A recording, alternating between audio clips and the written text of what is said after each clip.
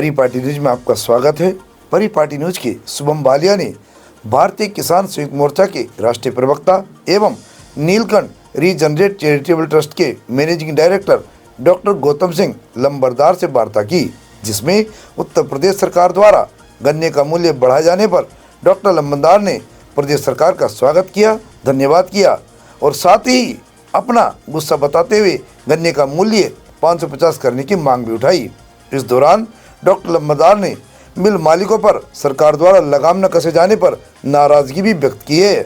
उन्होंने कहा कि किसान को अपना माल बेचने के बाद पैसे प्राप्ति का लंबा इंतजार करना पड़ता है और तो और बैंकों से कर्ज लेकर उस पर ब्याज देना पड़ता है, जिससे उनकी लागत भी नहीं मिल पाती है।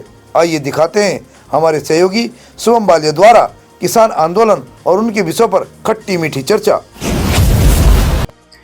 नमस्कार, मैं शुभम वालिया, प्रदेश सांस्कृतिक प्रकोष्ठ प्रभारी परिपाटी न्यूज उत्तर प्रदेश।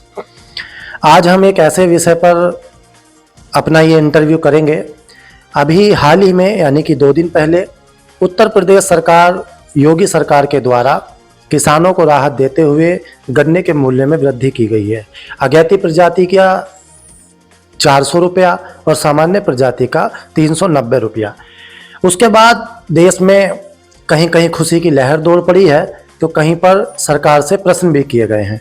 उसी के बारे में चर्चा करने के लिए मेरे साथ हैं भारतीय किसान संयुक्त मोर्चा के राष्ट्रीय प्रवक्ता एवं the Neelkanth regenerate charitable trust के managing director doctor Gautam Singh Lambardar, जो नूरपुर में प्रैक्टिस करते हैं और किसानों की आवाज़ को लेकर के हमेशा मुखर रहते हैं, किसान हित में हमेशा चिंतित रहते हैं।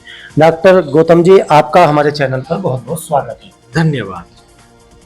डॉक्टर साहब, पहला ही सवाल मेरे से ये है, आपसे ये है मेरा कि किसानों के हित के लिए उत्तर प्रदेश सरकार ने गन्ने के मूल्य में वृद्धि की है।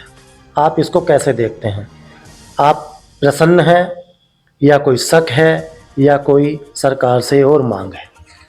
देखिए, आपके चैनल के माध्यम से मैं बताना चाहता हूं कि सरकार ने जो ये मूल्य गन्ने पर अभी बढ़ाया है उसका सबसे पहले तो हम स्वागत करते हैं, लेकिन साथ ही अपील करते हैं कि ये पर्याप्त मूल्य अभी किसानों की गन्ना लागत के हिसाब से नहीं है।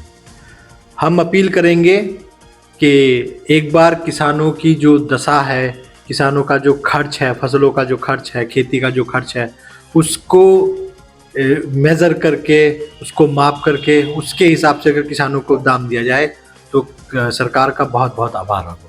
क्या दाम लगता है आपके हिसाब से? मतलब कितने दाम पर संतुष्ट होगा किसान?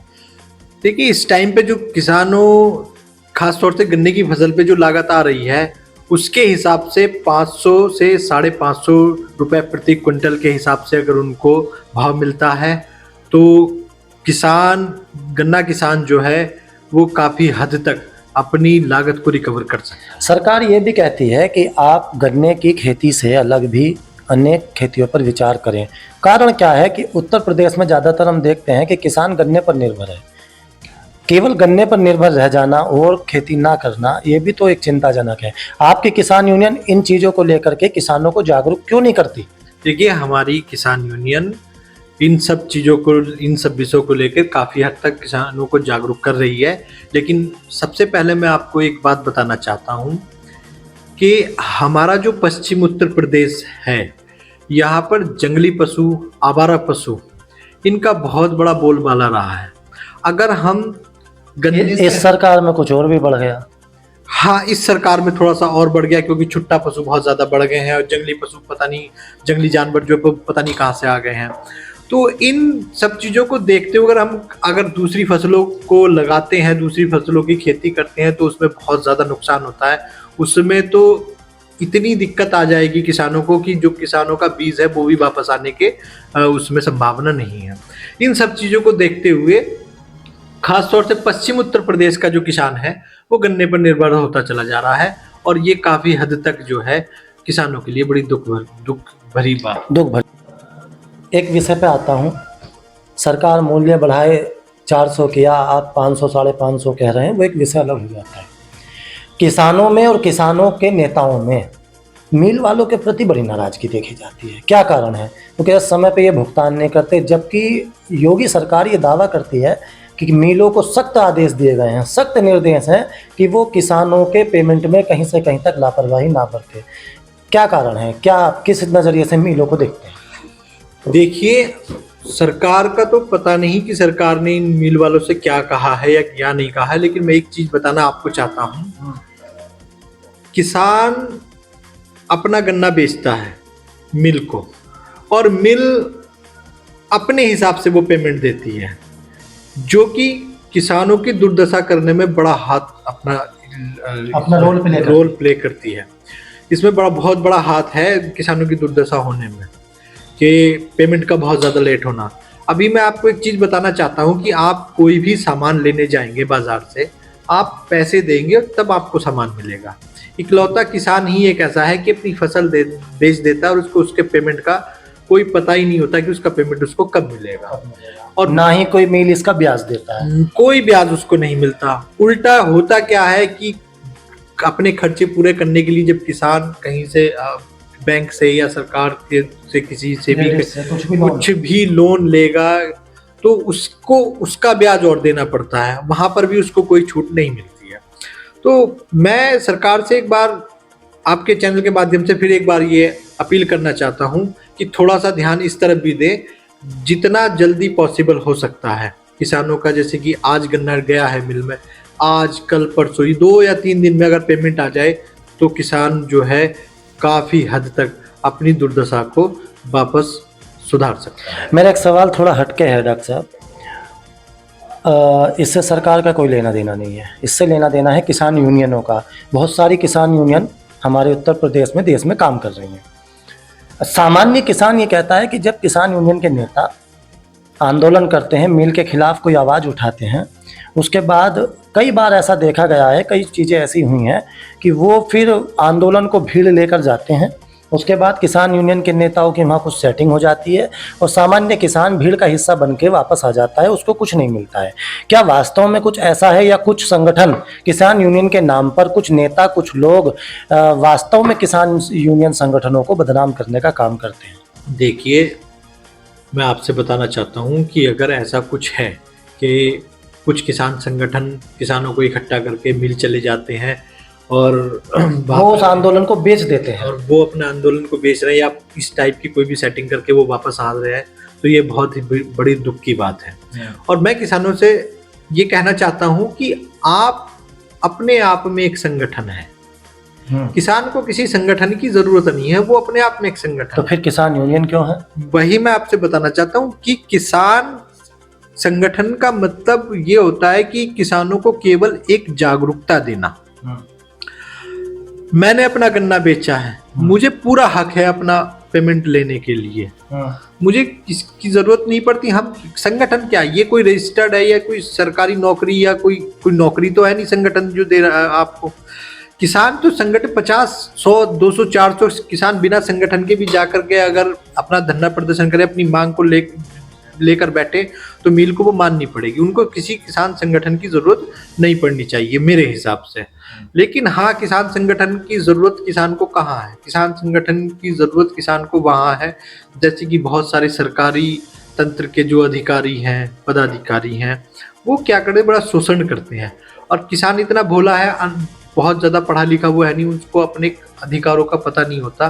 तो इन सब चीज़ों का वो जो अधिकारी हैं वो फ़ायदा उठाते हैं, उनके अधिकारों का वो हनन कर लेते हैं। उन अधिकारों के प्रति जागरूक करने का काम किसान संगठन। तो इन सब चीज़ों को देखते हुए किसान संगठन की ज़रूरत वहाँ किसानों को पड़ती है कि उसको किसान को बताए कि आपके ये हक हैं, आप ये काम ऐसे कर सकते हो।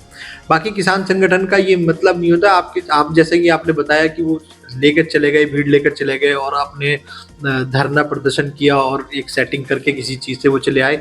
मेरी राय में ये बहुत ही अनुचित कार्य है और ये ऐसा होना नहीं चाहिए, क्योंकि हमारा किसान बहुत भोला वाला है। हम लोग अगर उनका साथ नहीं देंगे तो फिर कौन उनका साथ देगा? कौन उनका साथ देगा? मेरा सवाल डॉक्टर गौतम लंबरदार जी आपसे यह है कि भारतीय किसान संयुक्त मोर्चा के आप राष्ट्रीय प्रवक्ता हैं। आपके स्तर पे या राष्ट्रीय अध्यक्ष के स्तर पे या जो भी आपकी मेन बॉडी है उसके स्तर पर देश प्रदेश के मुख्यमंत्री योगी आदित्यनाथ जी या गन्ना मंत्री से मिलने का, या प्रभारी मंत्री हैं उनसे किसी से मिलने की बात का आपने किसानों के स्तर पे उनकी बात अपने स्तर पर रखने का प्रयास किया? क्योंकि भारतीय किसान संयुक्त मोर्चा जो है काफ़ी प्रचलित है, आंदोलनकारी भी है, लोगों के बीच में जाता है, लेकिन आप अपनी बात सरकार तक कैसे पहुंचाएंगे?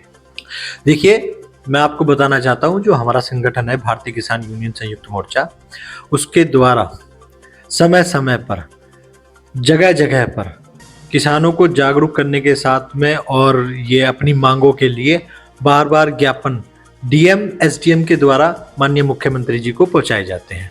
हम किसानों की मांगे, किसानों की समस्याएं, उनको इनकी समस्याओं से अवगत कराने के लिए बार बार जो है ज्ञापन माननीय मुख्यमंत्री जी के पास पहुंचवाते रहते हैं। मुख्यमंत्री जी से मिलने का कोई विचार आपके राष्ट्रीय अध्यक्ष ने तय किया हो? देखिए, हमने माननीय मुख्यमंत्री जी से मिलने का विचार तो हमारे मन में है, लेकिन कई बार ऐसा होता है कि ये होता क्या है अपने यहाँ पर कि अगर हम माननीय मुख्यमंत्री जी से मिलें तो कई लोग इस पर जो है ना गलत प्रश्न चिन्ह लगाते हैं। वो सोचते हैं कि ये कि ये जो सरकार से जो है मिली भगत चल रही है इनकी। तो ये कारण है कि हम पर्सनली ना मिल करके उनके पास हम अपने ज्ञापन पहुंचवाते हैं। गन्ना मूल्य, एमएसपी, किसानों की आवाज़, फसलों को लेकर सारी बात एक तरफ, कुछ किसान संगठन नेताओं को पर्सनल टारगेट करते हैं, आपने देखा होगा। मुझे नहीं कहना चाहिए ये बात, लेकिन कुछ किसान संगठनों के नेता नरेंद्र मोदी को टारगेट करते हैं कि पत्नी छोड़ दी, ये तो मठ में बैठने लायक है योगी, ये मुख्यमंत्री कैसे है? किसानों का ये काम तो नहीं है, या अगर है तो आप बताएं, आप राजनीति करने आए हैं या किसानों के हितों के लिए आंदोलन करने आए हैं? देखिए, मैं आपसे एक बात बताता हूँ, किसान संगठन के नेताओं को मैं एक बात फिर बताना चाहता हूँ। हम किसान संगठन में जब आए हैं तो किसानों की मांगों को लेकर के सरकार से अपील करने के लिए आए हैं, ना कि उनको पर्सनली टारगेट करने के लिए। वो अपने जीवन में कोई क्या कर रहा है उस बात से हमें मतलब नहीं होना चाहिए।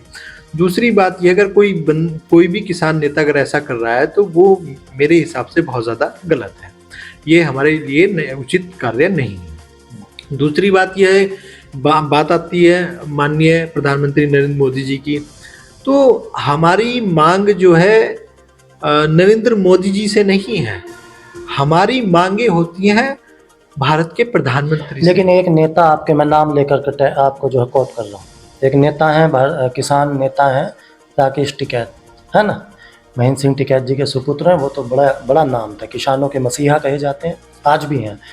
वो तो मोदी जी को लेकर, राष्ट्रपति को लेकर, ट्रंप पे भी बयान दे देते हैं। ट्रंप का क्या लेना, वो ये भी कह देते हैं कि पाकिस्तान का पानी क्यों रोक लिया, वो तो किसान वहाँ भी हैं।